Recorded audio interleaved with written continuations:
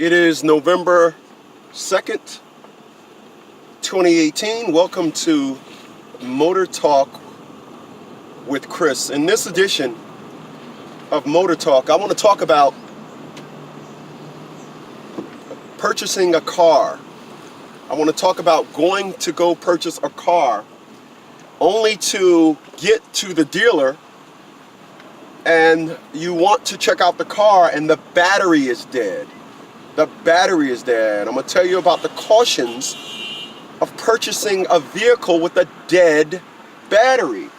Now, some of you may think, well, what's the big deal? You simply get a new battery and you'll be on your way. Or on the contrary. What you got to understand about a battery is, a battery's job is to keep the car functioning even when the car is off. A lot of people don't understand, but your car is always on. You simply only turn on and off the ignition. You simply only turn off and on the engine. Everything else is always on. Your radio may not be playing, but it's still on. This is why when you actually turn it on, the power, all your stations are still at the proper presets and you haven't lost anything. However, when you disconnect the battery from the car, then you realize, oh wow, I lost all my presets. So what has this got to do when you go purchase a car? So let me lay it out for you. You're driving down the street, you see a Dodge Charger. The dealership is closed. However, you make a mental note of it. I want to come back when the dealership is open because I want to check out that Dodge Charger. So you go to the dealership and the Dodge Charger, you go to the office and say, hey, listen, I like that Dodge Charger. I want to check out that Dodge Charger. He says, okay, let me give you the keys. He gives you the keys and then you go over to the car and the battery is dead. And you say to yourself, oh, it's no big deal. He says, okay, look, let me go get my jump box. I'm going to jump the car off and I'll just show me your license and I'll let you take it for a test drive. Now, you may think there's nothing wrong with this. You test drive the car, everything is cool. You make the guy an offer for the car. Then he says, okay, he accepts your offer. He says, before you purchase the car, I'm going to charge the battery. Let me tell you why, in most cases, they will not charge that battery.